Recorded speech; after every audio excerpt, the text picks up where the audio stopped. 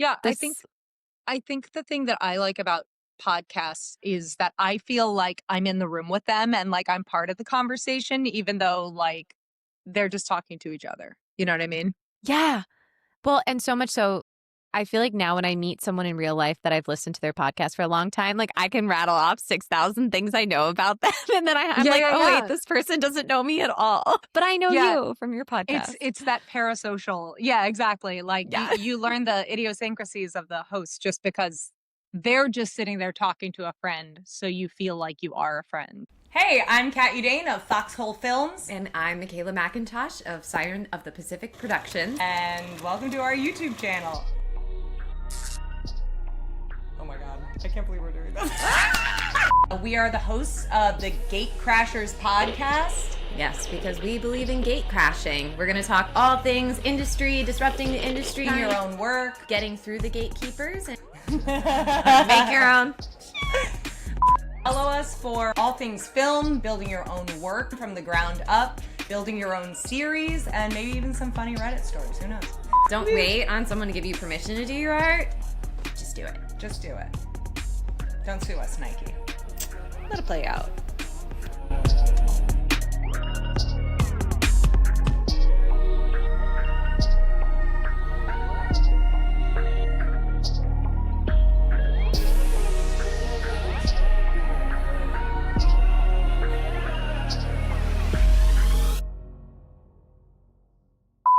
Let's talk about ourselves. That's great in the bloopers reel. We're your hosts of the GateCrashers podcast, coming to you now. Do you remember when we met? Oh, it's my favorite. Well, Tell we me met about it. because of a scammy showcase. We're $500 friends, Kat, which has gone more than that. And for those that don't know what the $500 friends means, I actually stole this from another friend who took a showcase at the same studio, except she did like the musical theater agent one. And at the end of it, she was like, wow, that was such a waste of my time. And like, it was awful. And nothing happened that they said was going to happen. But she got her like best friend out of it. And she's like, she's my $500 friend.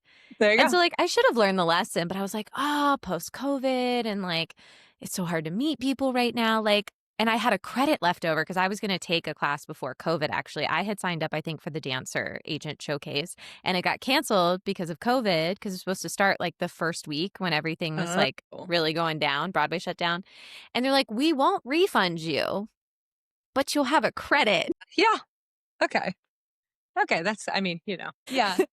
So I think we both met when we were kind of in the same influx place, not just because of like lockdown and everything, but because we were both kind of trying to transition into, okay, what will expanding my like career network and like focus into film and television and commercial, like anything on camera, what will that look like for people with like a strong theater background, dance background, everything like that. And I think Broadway hadn't even started yet again, or they were trying to start at this point.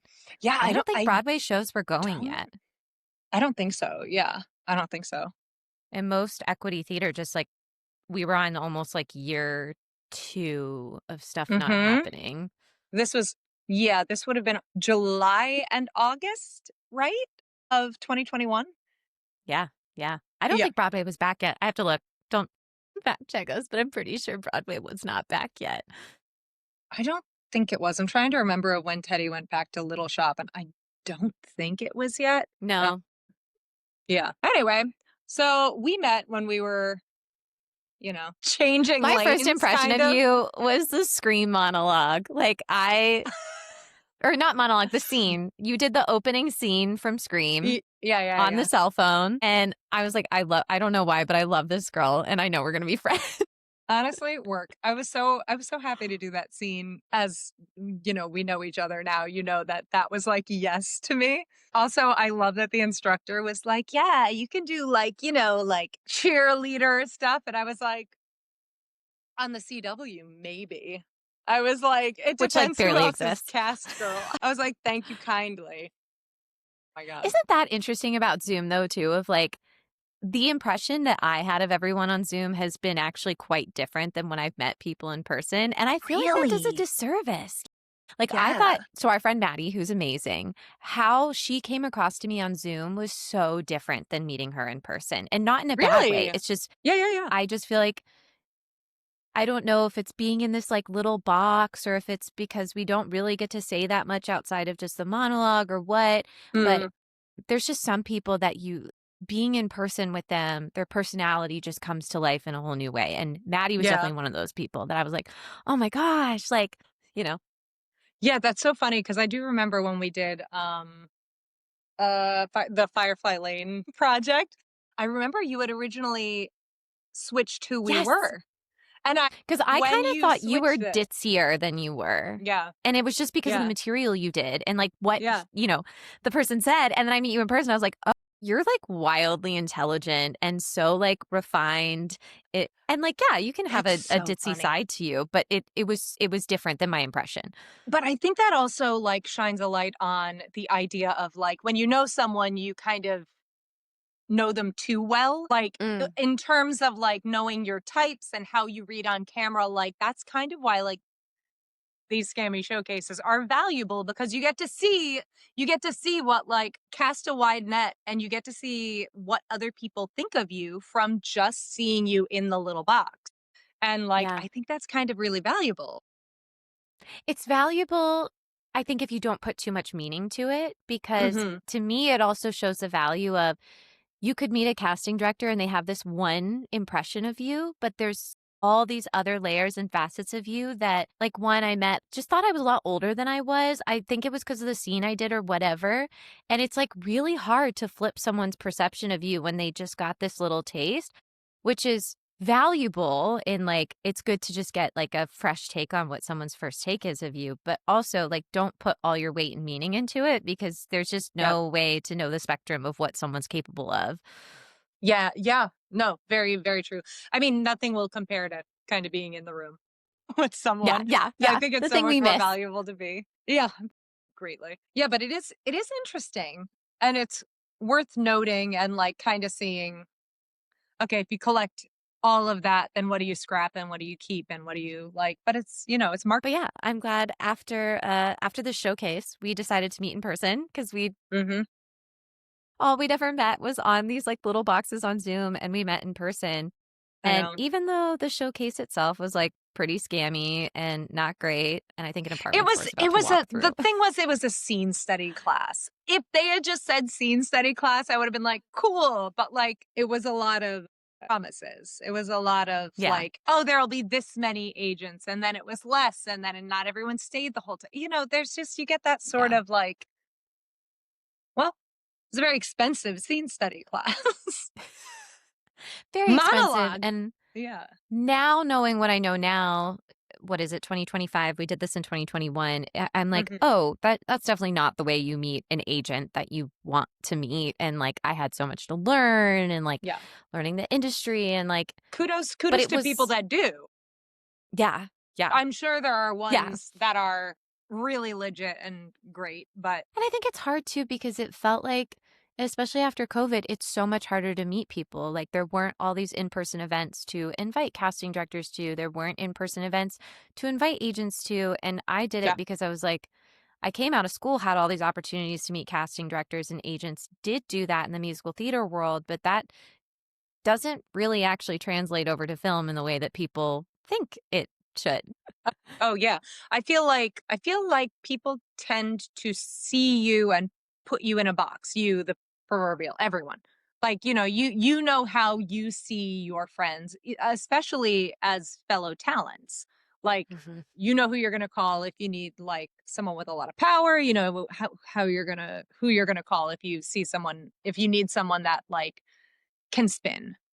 So yeah. But I'm grateful for the friendship because we've Oh, got to do some amazing things. I mean, I think we found a kinship pretty quickly when we were like, "Oh, you like to make your own work too." Yes, Which I'm now, that I'm is like, what is done. it was a total accident. Like I guess I was making my own work and I just didn't realize it. Probably. You'd done some amazing things with your theater company, and which I think is translated into everything. And I mean, the moment I didn't realize, because you look at film and it's this monumental thing, and it's like in my head, I knew friends that had made web series and made stuff, but I had never really dove into that side of things. And it really wasn't until my acting teacher was like, hey, he made us write a scene for a guest star, and I wrote it, and he was like, brilliant assignment. Talk about the assignment. It was so smart. I loved it. it was so good. I mean, the good thing about Zoom, right? I was splitting my time between New York and Vancouver, because I had spent a couple years in Vancouver because of the pandemic, and I love Vancouver. It's beautiful, great film scene. And so I was taking acting classes with a coach in Vancouver. And week 3, you do week 1, you bring in whatever. Week 2, he gives you some shows to look at and assigns you a show to pick a side from. And week 3, you have to write a guest star role for a show that is currently filming in Vancouver. So at the time, I was So obsessed smart. with Firefly Lane. It was so smart. And what was crazy, mine didn't do this. And I kind of knew, because there's IP of Firefly Lane, there was a novel, and they were following the novel as much as they could. I mean, they deviated in their own way, but which is fine, because it was almost like this fan fiction exercise for me of I can write some fan fiction. But other people, they would literally write the guest star, and I'm not kidding you, get that audition in their inbox a week or 2 later. The Stop. same. Yeah. What? Yeah. There was quite a few of those. It was crazy, because if you understand the formula, the whole point of the exercise was, one, if you understand the formula of television, you can kind of feel what's going to come next. The and formula, the other but part also of it, your casting. you Where do you fit? You fit. Yep. Which was brilliant. And then on the kind of flip side of that, what was really cool about it was you could understand how, as a guest star, you might get to come back. What were those little nuances in chemistry that made you interesting enough that this was not the end of your character's journey in this, versus a guest star that's you're in, you do the thing that affects the series regular, and then you're out and your character's not coming back. But if you can leave that little extra magic, that's little fairy dust. Yeah. little wink at the end. They're like, oh, that person was interesting. And the writers are still writing. And even if it's not for that season, it's the season after, they'll write you back, because they're you're interesting and you did something interesting to this series regular. But it was really an exercise for us to figure out how we fit into television.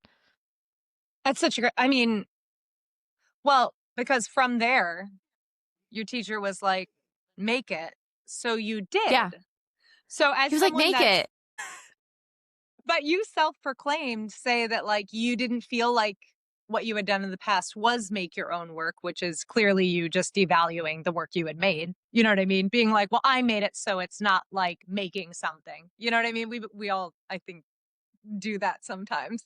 Be like, no, I just knitted. Yeah. It's not a sweater. You know? I just knitted. I'm a knitter, but I don't. Yeah. Well, I feel like I was so much more creative as a kid. I've gone back and I had all these things I wrote as a kid, but I'm I attached too much meaning to, but it's not, it's not Netflix's, or it's not this or whatever. So just to make something was 1, what's the point? 2, blah, blah, blah. And he did have this fascinating idea that I don't know how that. Yeah, I don't know how it would have translated in that sense of it, but actually, when you think about the Twilight story and into 50 Shades, it's brilliant. Of well, if you wrote something that caught on in the fan world, so say, Anne did catch on, and there were more seasons of Firefly Lane, and the fans are oh my God, get Anne, bring her, and here's this actress. And if you're adding value at that point to that world because the fandom loves you, or you're bringing in new fans or whatever, why would they not hire you at some point? Because they're looking for people who can bring audience. Yeah. And you take that in the Twilight 50 Shades example, and it's wow, what a brilliant way that fan fiction came out of Twilight and then ended up, by changing a few names, became its own IP and has snowballed into what it is now. Yeah. He's on to something in how do you become a part of these fan universes of things that you really want to be on? And is there something unique that you can do Whether I it's think the secret though is not necessarily going out of your way with that in mind, but I think the secret is, you know, she loved Twilight. She wanted them yeah, to yeah, bone, so she wrote 50 Shades. It was the guilty pleasure. It was the like yeah, it was yeah, the tee I want to read this, so I'm going to write this. So like it has that about it yeah. that like I feel like the more you can kind of tap into your own like what do I really want right now? You know? Like Yeah, yeah. okay, this is a stupid example, but like Vivian Von Dread. Like Yeah, yesterday. yeah, yeah, yeah. Yes. um uh okay. For those listening at home, I made I dove into a hyperfixation pool. I was like, ooh, every day of October releasing a spooky story. And then in my mind, I was like, well, it needs to be like Vampira or like Elvira or like Tales from the Crypt, you know? So I was like, I need to make a character. But this is like Tuesday night. And then Wednesday is like, oh shit, tomorrow's October 1st. So yesterday Yeah. was just like making it and doing it.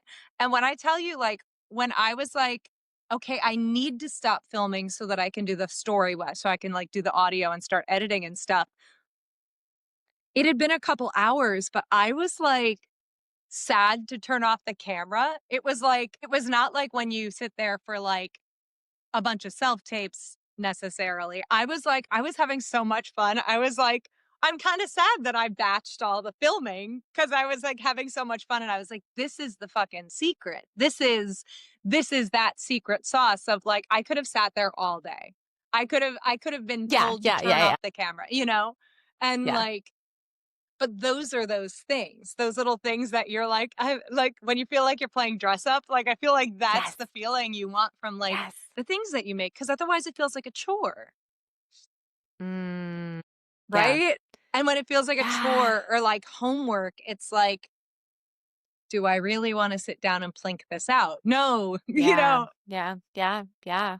yeah, which is Yeah. easier said than done because, you know, Yes. sometimes we hit those walls and it's like there's no creative juice a flowing. No, I felt that way last week. Last week I was like, I have hit the wall. There is nothing sorry. There's nothing creative left in my body. I sat down on the roof of my apartment building to write a song and I sat there for 3 hours and strummed out chords and went through 12 different songs and didn't finish anything. And I was like, my brain is done. But you know, sometimes you just need to chill. Sometimes you just need to like be like, okay, nothing creative is happening today. I'm going to live my life. And that's when you'll get the inspiration. Or that's when I get the inspiration. Yeah, know that. Yeah. And I've realized my phone is a huge problem in my life and I need to Yeah. figure that out. It's hard. All of us. Running a business, for me, the hardest part about running a business and what I miss about just showing up to a serving job and leaving is that like have to be on my phone all the time because Yeah. have to do all the marketing. I have to text everyone. I have to organize everything and do this. And like Mm-hmm. sometimes I keep checking my phone because I'm waiting for a response, but then I end up on Instagram and TikTok and so my brain's shifting too much throughout the day. And I've Yeah. realized that's a big problem for me that I But have to okay. solve. But the same reason you're so good at owning a business is probably the same reason that you're really good at producing, even though you don't love it all the time. No, I don't. I've had a big realization this year, which I've told you, I do not like Mm-hmm. producing if I am not creatively involved. There you go. I don't know if it's like a woman thing or what. Like I feel like personally Okay. responsible for everything. Like I feel like everything is my fault and everything falls on me and I have to get everything done and I can't like shut off it's like taking care of a child. Like I just can't Yeah. like Here's the thing. Sometimes it's the child's fault. And you can solve the problem and also acknowledge to yourself, well, I didn't leave the camera in the car. Someone else did that. And I'm taking it's care of the problem. well, and even this is an inside joke for anyone who doesn't know.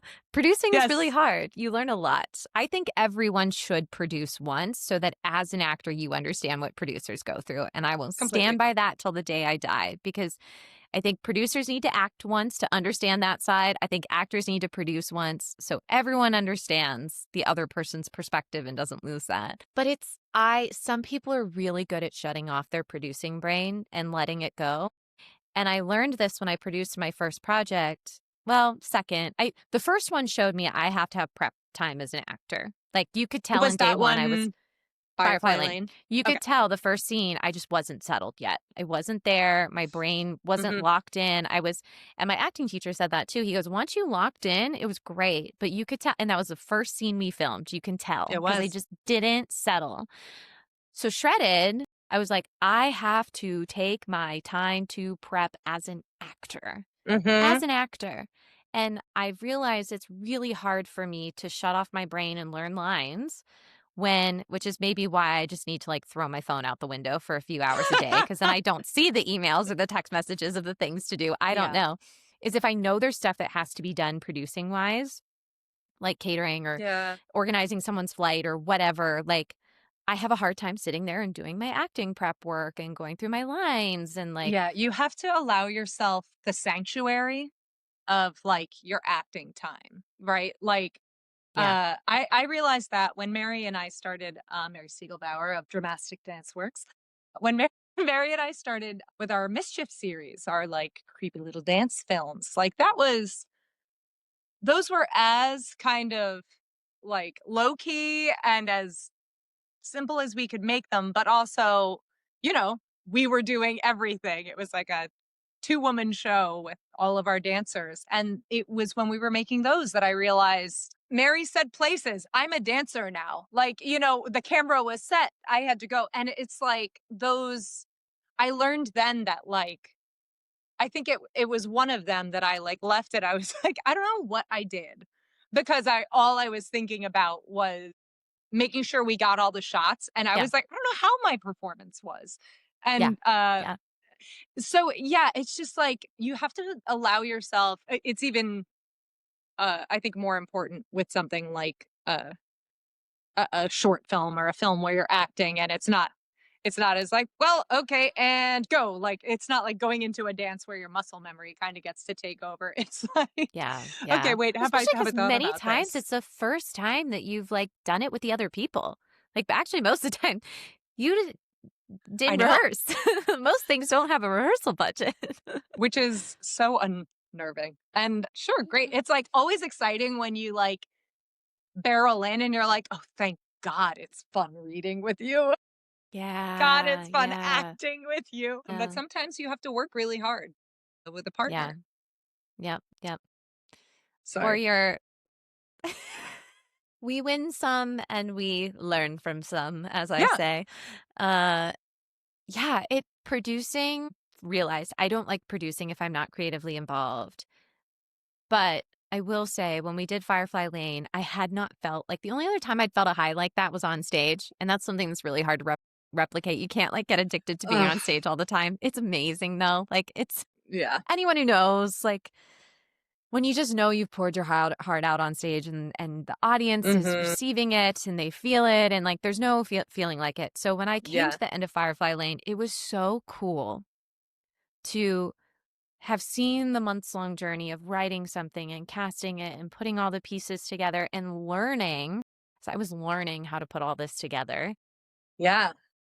Post-production, all of it, the high on set of just watching everyone come into the same room. It's like kind of like being at a wedding in a way of like, all these people came for your wedding, you know? Yeah.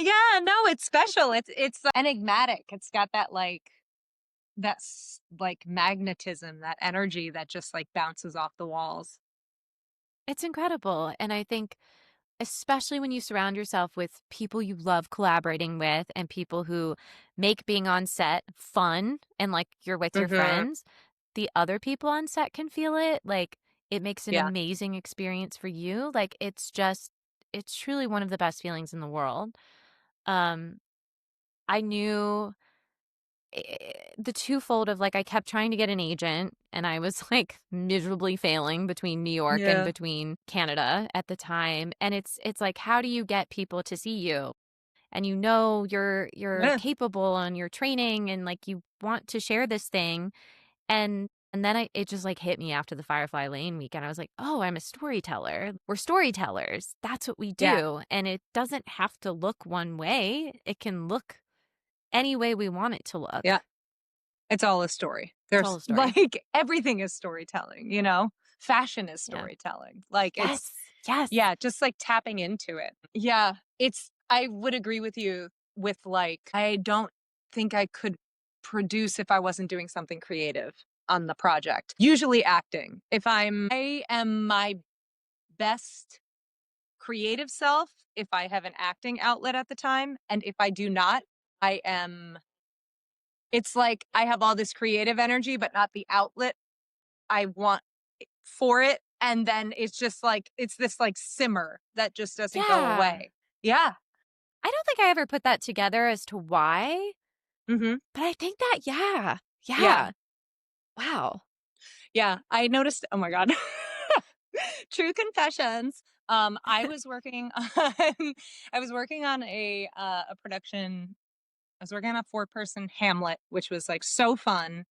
I was fight and movement director and I was the assistant director. And I ended up swinging on a few productions for Laertes, Horatio, and The Gravedigger, which was totally fun. But the entire like rehearsal process, I was like doing what I normally do on like a rawhide show, but it wasn't rawhide and I wasn't also in it. So I was like, I like had my creative like energy was so high, but I didn't have the outlet for it that I was like, oh my God, it was wild. I would get home from rehearsal and like I would have to like go home from rehearsal and like work on songs or monologues which sounds crazy, but I had to release that energy somehow. And I was like, oh my God, it was so stupid.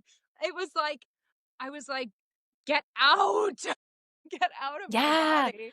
I never thought of it that way. Like, I was like, why am I so unhappy? Miserable. Yeah. And some people can just produce. Some people they're amazing at it. And when we went to Series Fest and I met people like that, I was like, work. Yeah. Thank you for teaching me what I thought I knew, and I have now learned. I was like, Mercy Cage is so that we can dance burlesque. Let's yes, so that we can get spooked, you know? Yes, and share like really important stories that. Yes, of course. The burlesque is, and like what I love about the burlesque is I'm like, I think these women want to be remembered as powerful and as like, oh yeah, in control of their sensuality. And they're like women who've had so much ripped away from them. And it is a very sad circumstance and story, like to honor them in a way that's really sexy and power reclaiming. It's rebellion, right? It's so feminist to me. Well, and when I first I did Firefly Lane. I produced a feature after that I also starred in. You were in as well. You had recommended me to a feature that I hope we can talk about soon with people involved. The weekend of Firefly Lane. That was, that timing was kind of like, that was kismet. That was wild. That was unreal. And I think this is a testament to producing your own work and showing you can sit behind a computer screen or your phone all you want and complain about not being cast and send in auditions or whatever, or like make something, just do, because you're going to learn so much in the making of it. It may not go where you want it to, but like you just truly don't know. If we hadn't been producing that weekend, I don't know if you would have thought of me or not. Like, I don't know. I would. Well, because I was like, I don't know. And then I was like, it was because we were about to work together. And I was like, oh, she's pointy and white. She can be my sister. I think those were the literal words I said to Jerry. I was like, well, actually. She's pointy and white. And yes, I shaved my head for this one. It's the craziest thing I've ever, I think. I don't know. Producing might be crazier than shaving your head. I'm not sure now. Yeah, hair grows back. My head. Hair does grow back. I don't know if the bags underneath your eyes of producing ever go away. I'm not sure. Locked in. I'm like we have a red light therapy machine here, and I'm like every day. I'm like, please fix baby. my under eye. My favorite. It's all the producing. God. You got to I come love red visit light so you can therapy. use our red light therapy. Yeah. Yeah. People will be like, what'd but you do yeah. in Vegas? And I'll be like, I sat in the red light therapy booth for 24 hours. Apartment buildings, like, why is this booked out for 24 hours straight? You come out and you like literally ascend. Whoa. I love it. I know. I'm like, that's amazing. But yeah, Archimedes after is sleeping with her head just like at me, but her eyes are closed. Simba's sleeping underneath me in his little Thank carrier. you, Matt. Yeah, I think we are finding our way through the forest with some pretty badass machetes is how I feel. Like Yes. I feel we're moving. Yeah. Well, And I feel like, sorry, I'm on a little bit of a roll. I just feel like no one really knows the answer. There's no answer. There's no there's no direct path. rules. There's No. nothing. It's just like the Wild West, and everyone and I remember people saying that in when I was an undergrad. It's like, everyone finds their own way. And it was like, okay, how do we start? Then you're like, And, those people are usually meditating on a mountain. Yeah, I'm like, okay, but no one really knows anything. So it feels like there's a bunch of gatekeepers around, but there's really no gatekeepers. There's just like imaginary gates that we're crashing, which is why we're that the we're gate crashers. crashing. The secret is, or there kind of is, but no one's keeping it. You just gotta barrel through it. Just go. It's like Rizzo in Muppet Christmas Carol when he just walks through the bars. That's a way darker analogy than you. Yours was so much better. I was like, yours? well, because it's a government shutdown, like the planes right now because of the FAA. I don't know if you saw the Delta crash at LaGuardia. No, what? No. Yeah, you can look that up after. I know. Yep. Ugh. Anyway, I'm gonna stop my analogy because it's really dark. Please. But you know what? I think that's actually what the most positive thing was about Series Fest is that's the most I've ever come out of something going, everyone's just trying to figure out what a path is. Like there's actually no rules anymore. There's none. And there was such a gamut of how people's shows got made or did X, Y, and Z or whatever, or what people are looking for, or like the worst imaginable things that happened to people then became some of the best things. Like there's really no rules. Yeah. And when it comes down to it, sometimes you look around and you're like, I'm in the same room as all of these people, Yeah. Like some people were like executives that we were listening to. Some people didn't even have a project there, but they were like, I will next year, and they were there. It's like there was just the complete gamut. It was fun.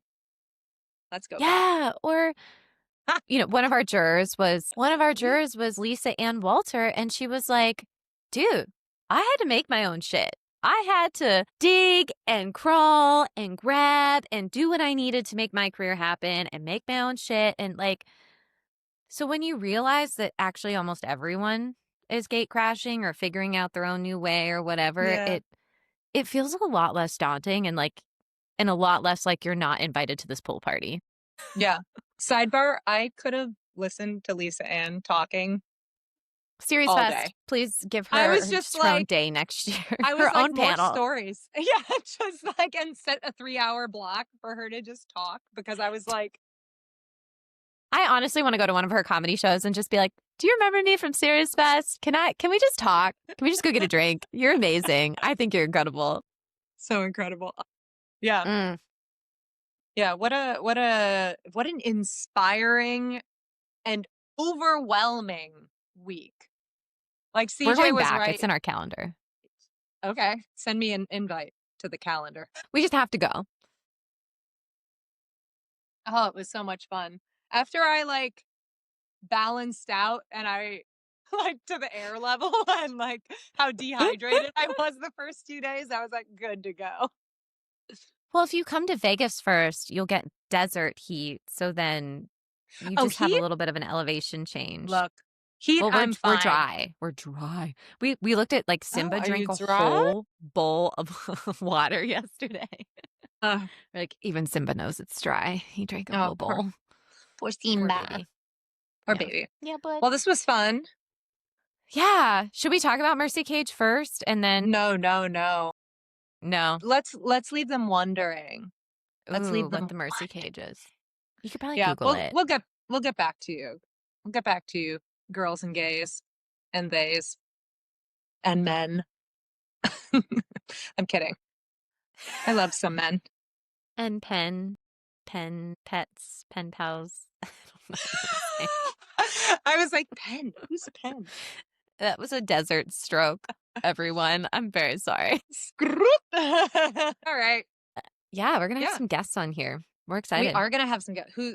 You know what? I was gonna announce our guest next week, but no, leave us No, open. because we might post them out of order because we can. That's true. Because we can. Well, we didn't even think of a send off. We didn't think of a catchy little send off. We need a catchy little gatecrasher send off phrase. Yeah. Oh, you know what? Thanks for joining us. Let's just let the beat play out.